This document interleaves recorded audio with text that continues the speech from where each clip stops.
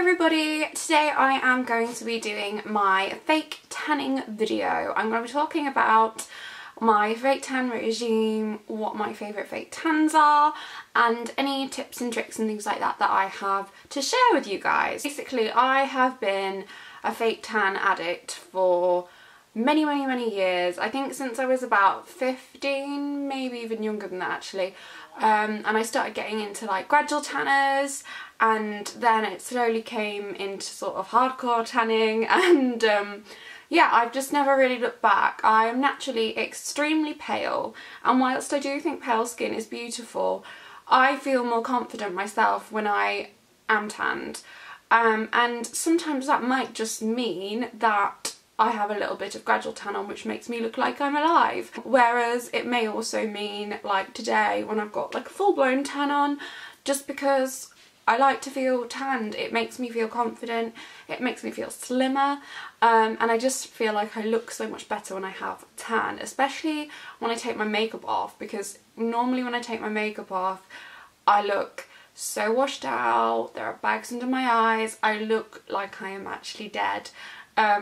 So putting fake tan on just puts some life into my complexion, because my complexion is naturally really very dull and grey and sallow. So yeah, that's just to tell you why I fake tan and how long I've been fake tanning. So I do know a fair bit about it. However, that doesn't mean that my fake tan is always perfect. I'm sure you'll have probably noticed in previous videos a little bit of the fake dodgy fake tan hands and things like that, and that kind of is part of the learning curve with tanning. You will have those days where things go wrong, but that's all part of the fun, I think. You've got to learn, and yeah, so I'm just going to share the tips and stuff that I have learned over the years, and tell you what my fake tan is, and tell you my fake tan regime as well.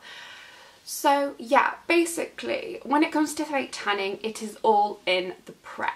Prep is so important if you want to get a flawless fake tan, and I will actually say, if you're a lazy person, then fake tanning is quite a commitment. I am naturally really lazy, and some of the reasons why I sometimes have a little bit of dodgy fake tan is because I can't be bothered to maintain it. But that's what I'm going to go over in this video, and I'm going to tell you how you should maintain it and stuff like that. So yeah, it's all in the prep. Prep's so important. You need to prep your skin, and the way to prep your skin is to exfoliate it. That is like the key thing with tanning. Your skin needs to be completely exfoliated, so it's really smooth and nice and soft, so that you can get a flawless base. If your skin is all uneven and dry and patchy, your tan will be patchy. So yeah, you really need to exfoliate it. So basically what I do is, the day I'm going to tan, I'll have a shower and I will exfoliate my skin. And to do that, I will use a scrub, and I've used lots of different scrubs over the years, and I've blogged about lots of different ones. My current favourite is this from Cocoa Brown. It's called Tough Stuff, and this stuff is amazing. It is pink, and it's actually pink inside, as you can see, and it is a no-nonsense 3-in-1 body scrub. Basically, it does 3 things. It prepares your skin for tan, it removes stubborn old tan, and it leaves your skin feeling silky smooth. That's what you want from your exfoliator, really. You want something that's going to smooth your skin out so it's ready for its tan. And if you've been tanning previously, so if you tan on a regular basis, you'll want to use it to get rid of any old tan, because your tan will, over time, if you don't moisturise, it'll go patchy, and this is the best thing to really scrub it off. I love this exfoliator because it's really fine. It smells really nice, and it is really good at getting your tan off. You know, it's called Tough Stuff, which kind of says this stuff is great at exfoliating your skin and getting that tan off without leaving it looking red raw. Another thing that I will say that you'll need when it comes to exfoliating is some sort of exfoliating gloves, or some sort of like loofah thing that you like slip your hand in and then just scrub, or you can just use one of these little what do you call them, like body puff thingies, and just use that to scrub. So basically pop some of your exfoliator on there and scrub away. And places that will probably need a little bit more attention are things like your feet, probably around your wrists, and you tend to get quite dry skin on your knees and your elbows as well, so I'd recommend really giving them areas a good scrub. and also your neck. I find that my neck gets really, really dry, so I always have to give it a good scrub. So yeah, that is the first step to tanning. It's exfoliating and prepping the skin. So once you're all exfoliated and you're dried off from your shower and everything, the next thing you want to do is moisturise. Like I say, prep is the huge thing with tanning, and moisturising your skin is so important. Because tan tends to cling to all those dry patches, so that's your feet, your elbows. With me it's my neck, and I don't know if that's like quite a thing with a lot of people, but I find my neck gets really dry. Your hands as well. Like, my hands look really brown today, and that's how I want them to look. Like, you probably think they look a little bit too brown, but I like my hands to look like this.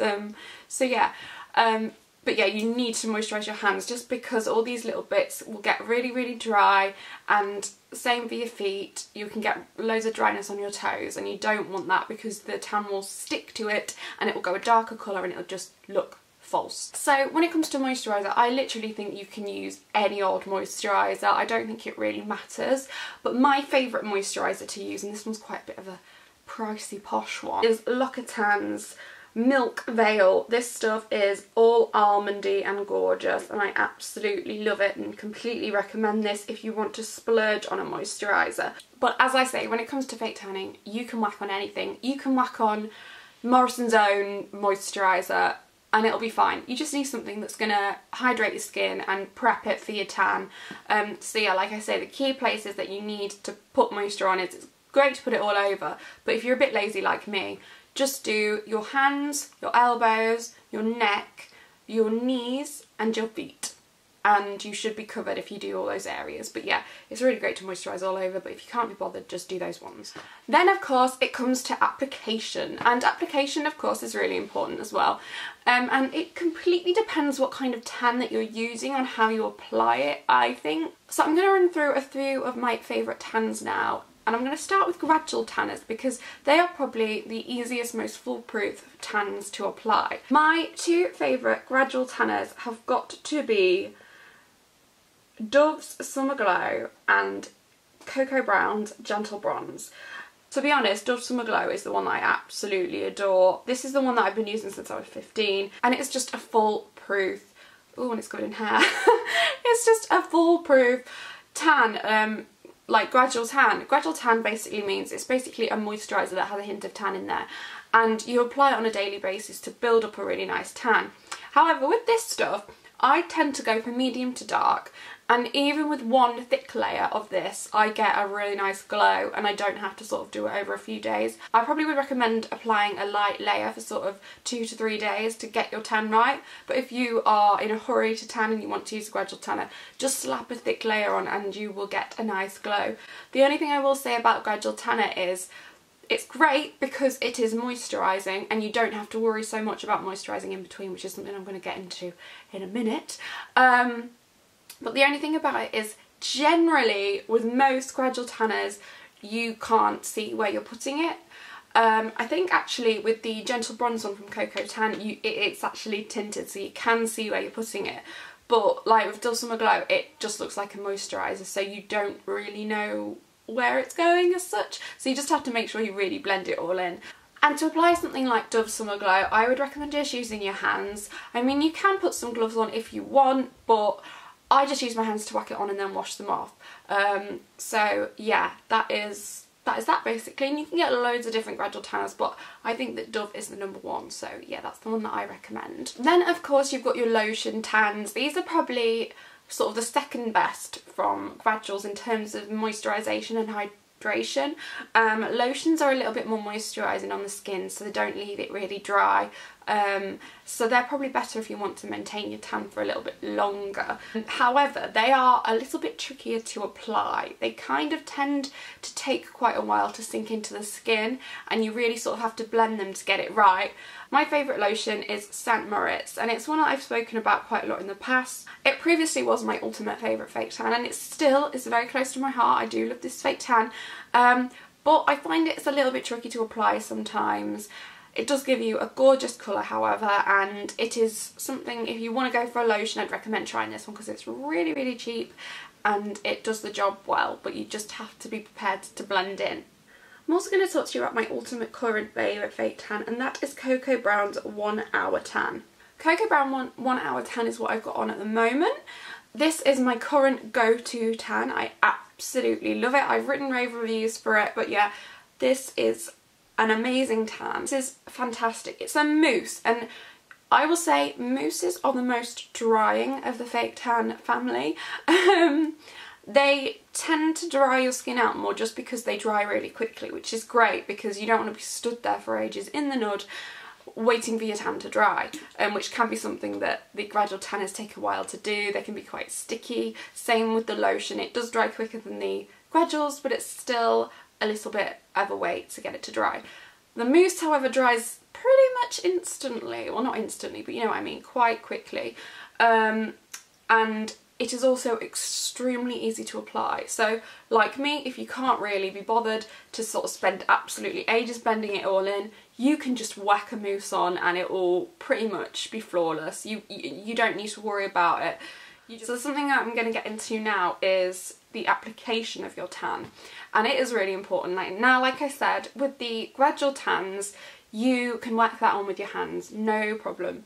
But when it comes to lotions and when it comes to mousses, you do not want to be using your hands because it's gonna get all over your hands. It's not gonna be nice. It will stain your hands, and you don't want that. I used to swear by using disposable gloves, so just plastic latex gloves or whatever, to apply my tan. However, I would never, ever, ever do that now. It is a bit of a nightmare using latex gloves because they just don't blend it into your skin. They feel horrible and they just don't blend the tan into your skin as well as they could. The thing that you need in your life if you want a flawless tan is a mitt. You just need to get a tanning mitt. You can get these from pretty much anywhere. You can get them from the brands themselves, so sort of like Cocoa Brown, they sell them, or you can just get them from like your average drugstore. They sell them in there for a couple of quid. They're great because they're washable. You can pop them in the washing machine, most of them are anyway, and they will wash for you. So yeah, they're great, but the thing I will tell you about these is they do go green. Don't ask me why, it's something about tan, but when it dries, like on surfaces, it goes green. Don't worry about this because it never goes green on your skin. But yeah, use a tan, literally. Use a tan, use a mitt. Literally, it's the easiest thing ever. You will notice that quite a lot of the tan can get absorbed into the mitt, but that just makes it a lot more of a smooth application. So I 100% recommend using a mitt to put your tan on. Or, as some people have said in the past, if you lose your mitt, you can always use a big fluffy sock, and it kind of works the same way. But yeah, I'd say get a mitt because it's just a lot easier. So, once your tan is all applied, you can whack on some scruffy pyjamas and go to sleep, and in the morning you'll wake up with a gorgeous glow. Rinse that off and then that is it. Your tan is good to go and it should look gorgeous. It can be quite scary when you apply tan for the first time because you're like, whoa, I look like an Oompa Loompa, but don't worry, that's usually just the base colour and it washes off and you look much nicer afterwards. Then the next thing is maintaining your tan. To keep your tan nice and to keep it long lasting, you have to do a little bit of maintenance.